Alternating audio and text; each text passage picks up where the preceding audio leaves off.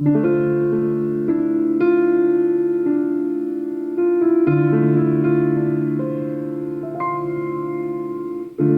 5, capítulo 20, octubre 7 de 1903. Las almas víctimas son los ángeles humanos que deben reparar, impetrar y proteger a la humanidad.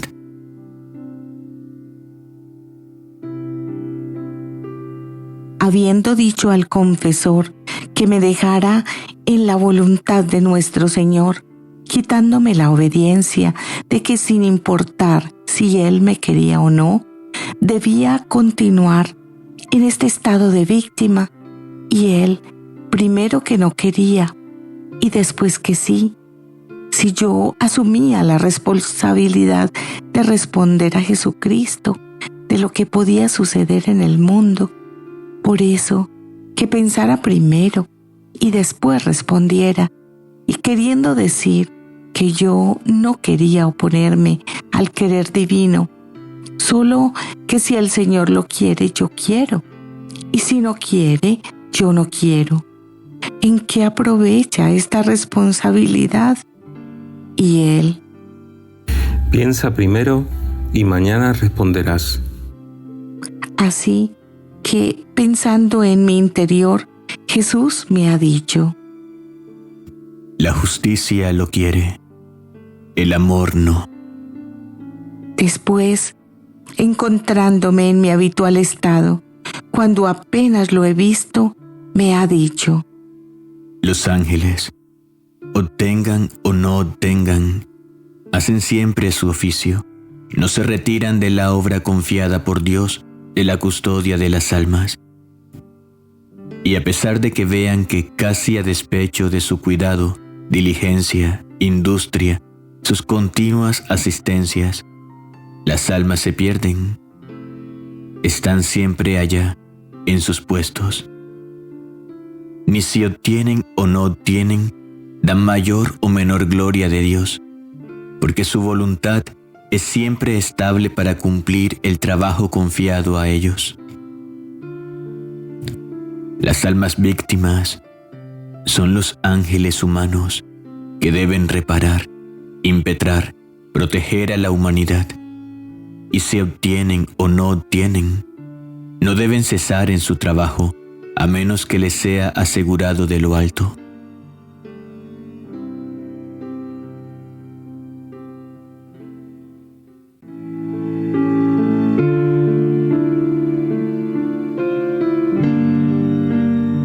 Volumen 5, capítulo 21, octubre 12 de 1903.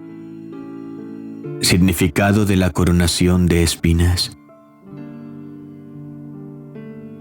Esta mañana veía a mi adorable Jesús en mi interior coronado de espinas, y viéndolo en aquel modo le he dicho: Dulce Señor mío, ¿por qué vuestra cabeza envidió a vuestro flagelado cuerpo, que había sufrido tanto y tanta sangre había derramado, y no queriendo la cabeza quedarse atrás del cuerpo, honrado con el adorno del sufrir, instigaste tú mismo a los enemigos a coronarte con una corona de espinas tan dolorosa y tormentosa? Y Jesús: Hija mía, muchos significados tiene esta coronación de espinas, y por cuanto dijera, queda siempre mucho por decir, porque es casi incomprensible a la mente creada el por qué mi cabeza quiso ser honrada, con tener su porción distinta y especial, no general, de un sufrimiento y esparcimiento de sangre, haciendo casi competencia con el cuerpo.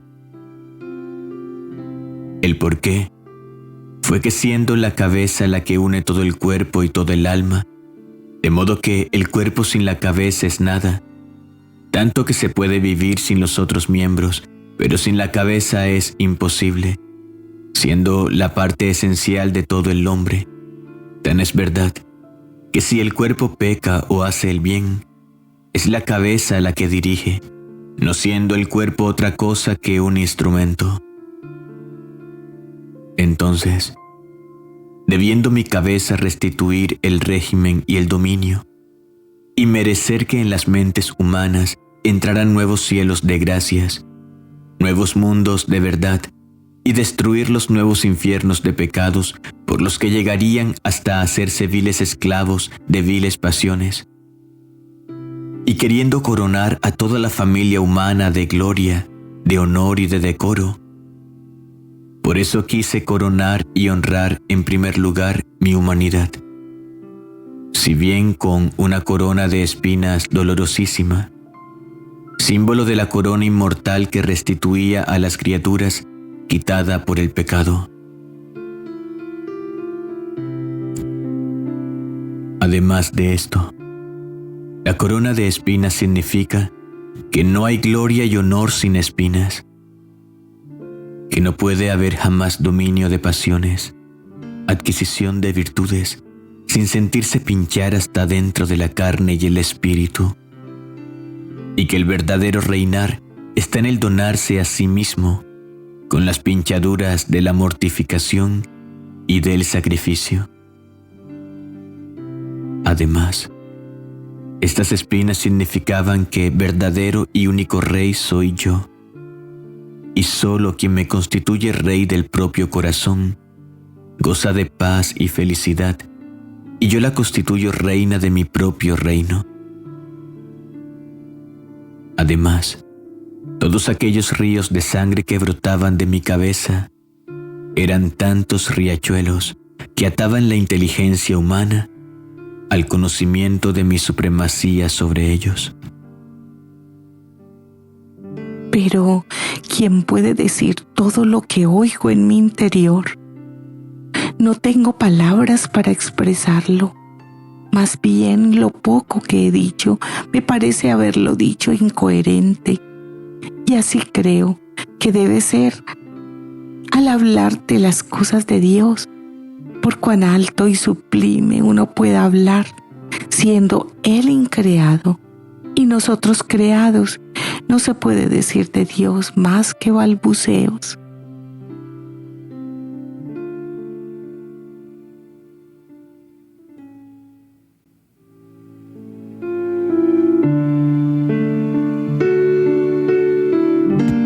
Volumen 5, capítulo 22. Octubre 16 de 1903.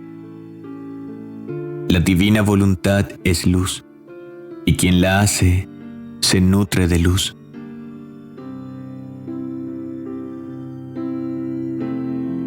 Encontrándome en mi habitual estado, me sentía toda llena de pecados y de amarguras.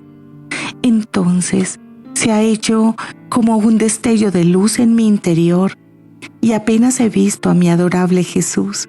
Sin embargo, ante su presencia los pecados han desaparecido, y yo temiendo he dicho: Señor mío, ¿cómo es que ante tu presencia, con la cual yo debo conocer más mis pecados, sucede lo contrario? Y Él: Hija mía, mi presencia es mar que no tiene confines, y quien se encuentra en mi presencia es como una gotita que, ya sea negra o blanca, en mi mar se pierde. ¿Cómo se puede reconocer más? Además, mi toque divino purga todo, y lo negro lo hace blanco. ¿Cómo temes entonces?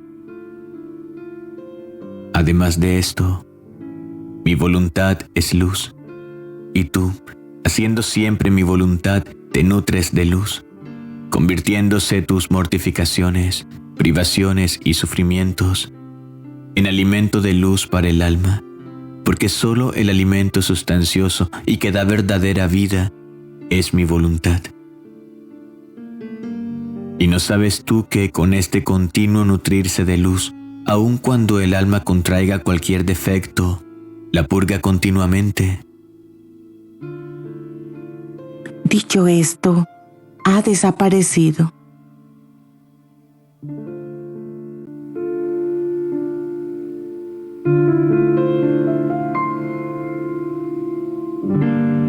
Volumen 5, Capítulo 23. Octubre 18 de 1903. El pecado es un acto opuesto de la voluntad humana a la divina. El verdadero amor es vivir en la voluntad del amado. Continuando mi habitual estado, por breves instantes he visto a mi adorable Jesús y me ha dicho: Hija mía, ¿sabes tú qué cosa forma el pecado? Un acto opuesto de la voluntad humana a la divina. Imagínate dos amigos que están en contradicción. Si la cosa es leve, tú dices que no es perfecta y leal su amistad, aunque fuesen cosas pequeñas. ¿Cómo amarse y contradecirse? El verdadero amor es vivir en la voluntad del otro, incluso a costa de sacrificio. Pero si la cosa es grave, no solo no son amigos, sino feroces enemigos. Tal es el pecado. Oponerse al querer divino es lo mismo que hacerse enemigo de Dios, aunque sean cosas pequeñas. Es siempre la criatura que se pone en contradicción con el Creador.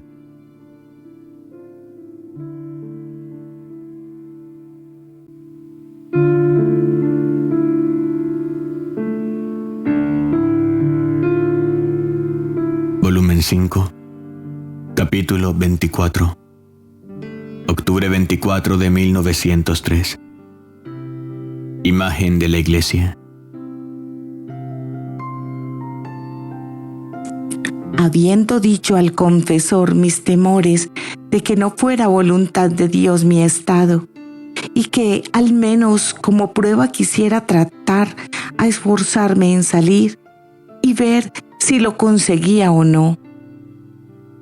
Y el confesor, sin poner su acostumbrada dificultad, ha dicho: Está bien, mañana probarás. Entonces yo he quedado como si hubiera sido liberada de un peso enorme. Ahora, habiendo oído la Santa Misa y recibido la comunión, en cuanto he visto a mi adorable Jesús en mi interior, que me miraba fijamente, con las manos juntas, en acto de pedir piedad y ayuda, y en ese momento me he encontrado fuera de mí misma, dentro de una estancia donde estaba una mujer majestuosa y venerable, pero gravemente enferma, dentro de un lecho con la cabecera tan alta que casi tocaba el techo, y yo era obligada a estar encima de esta cabecera en brazos de un sacerdote para tenerla firme y mirar a la pobre enferma. Entonces yo, mientras estaba en esta posición, veía a unos pocos religiosos que rodeaban y daban cuidados a la paciente, y con profunda amargura decían entre ellos: Está mal, está mal. No se necesita otra cosa que una pequeña sacudida. Y yo pensaba en tener firme la cabecera del lecho por temor de que moviéndose el lecho pudiese morir. Pero viendo que la cosa iba para largo y casi fastidiándome del mismo ocio, decía aquel que me tenía: por caridad, bájame, no estoy haciendo ningún bien ni dando ninguna ayuda. ¿En qué aprovecha el estarme así inútil? Si bajo, al menos puedo servirla, ayudarla. Y aquel: ¿No has oído que aún con una pequeña sacudida puede empeorar y sucederle cosas tristísimas? Así que si tú desciendes, no habiendo quien mantenga firme el lecho, puede incluso morir. Y yo: pero ¿puede ser posible que haciendo solo esto le pueda venir este bien? Yo no lo creo. Por piedad, bájame. Entonces, después de haber repetido varias veces estas palabras, me ha bajado al piso, y yo sola, sin que ninguno me detuviera, me he acercado a la enferma, y con sorpresa y dolor veía que el lecho se movía. A aquellos movimientos se le ponía lívida la cara, temblaba, aparecía el estertor de la agonía. Aquellos pocos religiosos lloraban y decían: No hay más tiempo, está ya en los momentos extremos. Después entraban personas enemigas, soldados, capitanes para golpear a la enferma, y aquella mujer moribunda se ha levantado con intrepidez y majestad para ser llagada y golpeada. Yo al ver esto temblaba como una caña y decía entre mí: he sido yo la causa. Yo he dado el empujón para que sucediera tanto mal. Y comprendía que aquella mujer representaba a la iglesia enferma en sus miembros, con tantos otros significados que me parece inútil explicar, porque se comprende leyendo lo que he escrito. Entonces me he encontrado en mí misma y Jesús en mi interior ha dicho: Si te suspendo para siempre, los enemigos comenzarán a hacer derramar sangre a mi iglesia.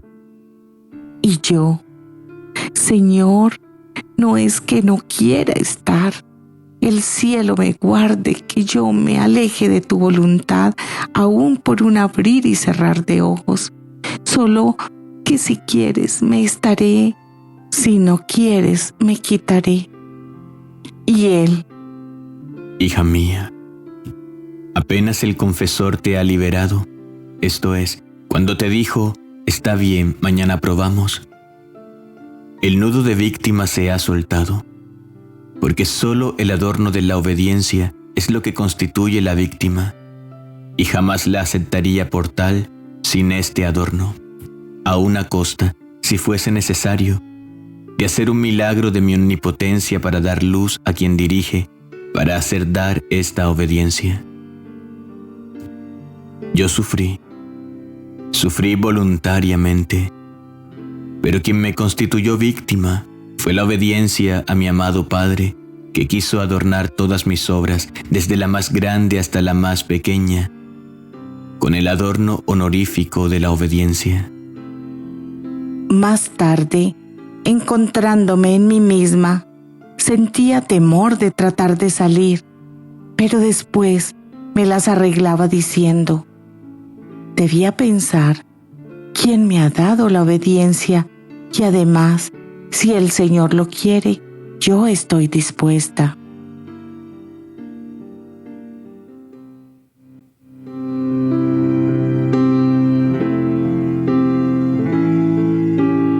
Volumen 5, capítulo 25, octubre 25 de 1903.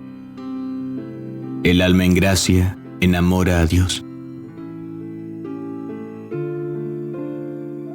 Llegando la hora de mi habitual estado, pensaba entre mí que si el Señor no venía, debía intentar esforzarme al menos para ver si lo lograba. Entonces, primero resultaba, pero después ha venido mi adorable Jesús y me hacía ver que cuando yo pensaba en estarme, Él se acercaba y me encadenaba así, de modo que yo no podía. Pero cuando pensaba en quitarme, Él se alejaba y me dejaba libre, de modo que podía hacerlo. Así que no me sabía decidir y decía entre mí: ¿cómo quisiera ver al confesor para preguntarle qué cosa debo hacer? Entonces, poco después he visto al confesor junto con nuestro Señor y rápido he dicho: dime, ¿debo estar? ¿Sí o no? Y mientras esto decía, veía en el interior del confesor que había retirado la obediencia que me había dado el día anterior. Entonces me decidí a estarme, pensando entre mí que si fuera verdad que había retirado la obediencia, estaba bien, Pero si era mi fantasía que esto veía, mientras podía ser falso, cuando el confesor viniera, entonces se pensaría, pudiendo probar otro día. Y así me he tranquilizado. Después, continuando a hacerse ver, el bendito Jesús me ha dicho: Hija mía, la belleza del alma en gracia es tanta de enamorar al mismo Dios. Los ángeles y los santos quedan asombrados al ver este prodigioso portento de un alma aún terrenal, poseída por la gracia. Ante la fragancia del olor celestial, le corren en torno y con sumo placer encuentran en ella a aquel mismo Jesús que los beatifica en el cielo. De modo que para ellos es indiferente tanto estar arriba en el cielo como acá abajo junto a esta alma. Pero ¿quién mantiene y conserva este portento, dándole continuamente nuevas tintas de belleza al alma que vive en mi voluntad? ¿Quién quita cualquier herrumbre e imperfección y le suministra el conocimiento del objeto que posee? Mi voluntad. ¿Quién consolida, establece y la hace quedar confirmada en la gracia? Mi voluntad. El vivir en mi querer es todo el punto de la santidad y da continuo crecimiento de gracia. Pero quien un día hace mi voluntad y otro la suya, jamás quedará confirmado en la gracia, no hace otra cosa que crecer y decrecer. Y esto cuánto mal acarrea al alma, de cuánta alegría priva a Dios y a sí misma.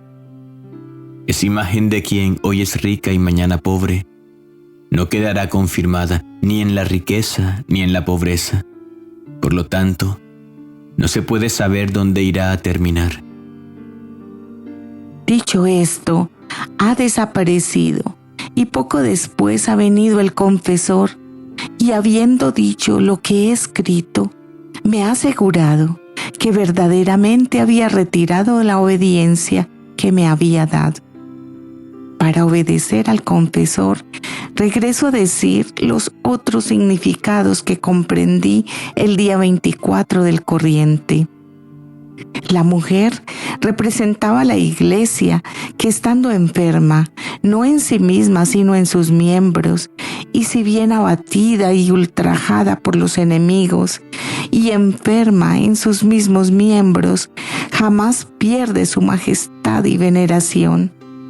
De la cama donde se encontraba, comprendía que la iglesia, mientras parece oprimida, enferma e impedida, también reposa con un reposo perpetuo y eterno, y con paz y seguridad en el seno paterno de Dios, como un niño en el seno de su propia madre. El respaldo del lecho que tocaba el techo, comprendía que era la protección divina que asiste siempre a la iglesia, y que todo lo que ella contiene, todo ha venido del cielo. Sacramentos, doctrina y todo lo demás, todo es celestial, santo y puro, de modo que entre el cielo y la iglesia hay continua comunicación, jamás interrumpida. En los pocos religiosos que prestaban cuidados, asistencia a la mujer, comprendía que pocos son aquellos que a capa y espada defienden a la iglesia, teniendo como propios los males que recibe. La recámara donde estaba, compuesta de piedras, representaba la solidez y firmeza, y también la dureza de la iglesia para no ceder a ningún derecho que le pertenece.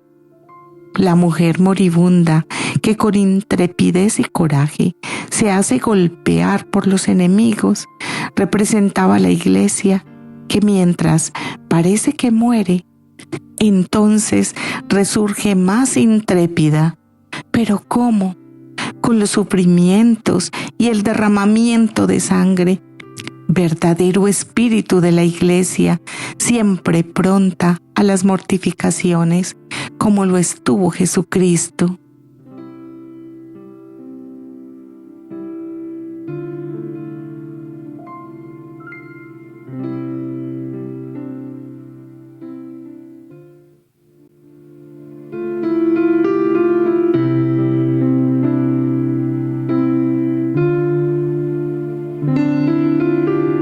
Volumen 5, capítulo 26.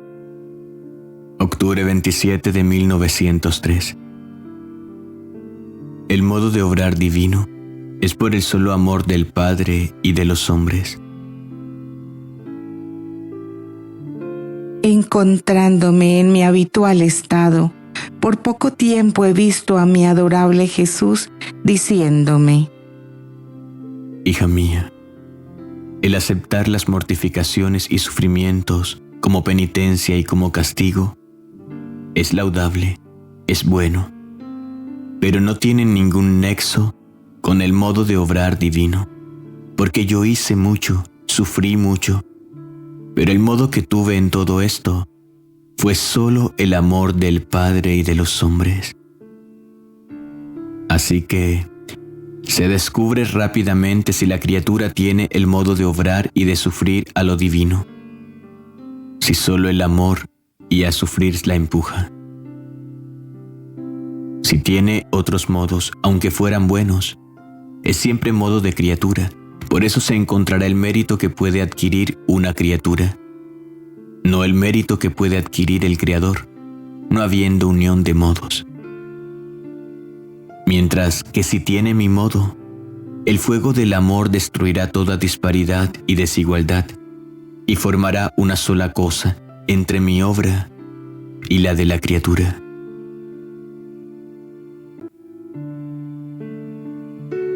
Volumen 5, capítulo 27. Octubre 29 de 1903. Cuando el alma tiene en sí misma impreso el fin de la creación, Jesús le corresponde dándole parte de la felicidad celestial.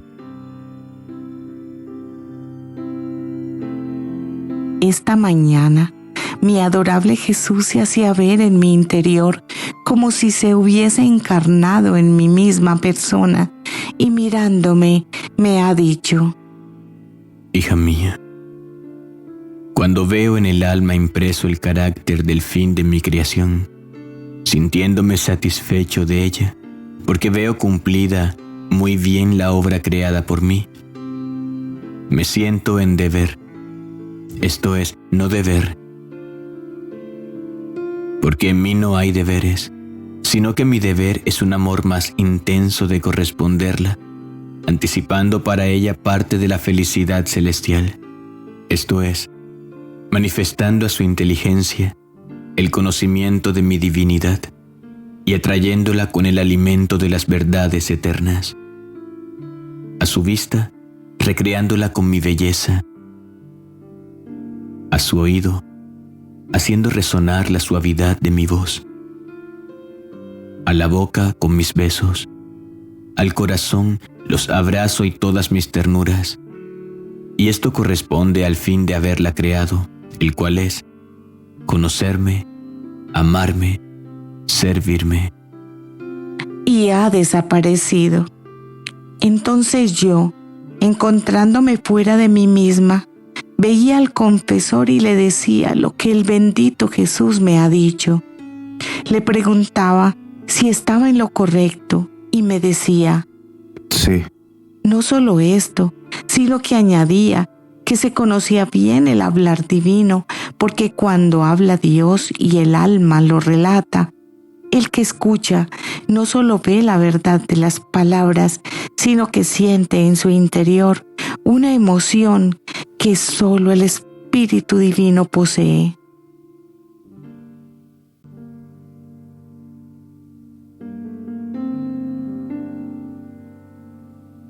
Volumen 5, capítulo 28, octubre 30 de 1903.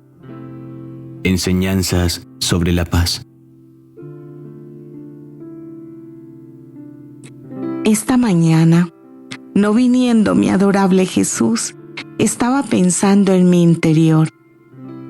¿Quién sabe si fuera verdad que era nuestro Señor el que venía, o más bien el enemigo para engañarme? ¿Cómo Jesucristo debía dejarme tan feamente, sin ninguna piedad? Ahora, mientras esto pensaba, por pocos instantes se ha hecho ver levantando su diestra y oprimiéndome la boca con el pulgar me ha dicho: Calla, calla. Y además, sería gracioso que uno que ha visto el sol solo porque no lo ve, dice que no era sol lo que había visto. ¿No sería más verdadero y razonable si dijera que el sol se ha escondido? Y ha desaparecido. Pero aunque no lo veía, sentía que con sus manos me iba tocando toda y frotando la boca, la mente y demás cosas, y me dejaba toda luminosa. Y como no lo veía, la mente seguía dudando, y él, haciéndose ver de nuevo, ha agregado: Todavía no quieres terminar con esto. Tú quieres hacer desaparecer mi obra en ti porque, dudando, no estás en paz, y siendo yo fuente de paz, no viéndote en paz harás dudar a quien te guía, que no es el Rey de la paz el que habita en ti. No quieres estar atenta. Es verdad que yo hago todo en el alma, de modo que sin mí no haría nada. Pero es también verdad que dejo siempre un hilo de voluntad al alma para que también ella pueda decir: todo lo hago por mi propia voluntad. Así que, estando inquieta, rompes aquel hilo de unión conmigo y me atas los brazos sin que yo pueda obrar en ti, esperando hasta que te pongas en paz para volver a tomar el hilo de tu voluntad y continuar mi obra.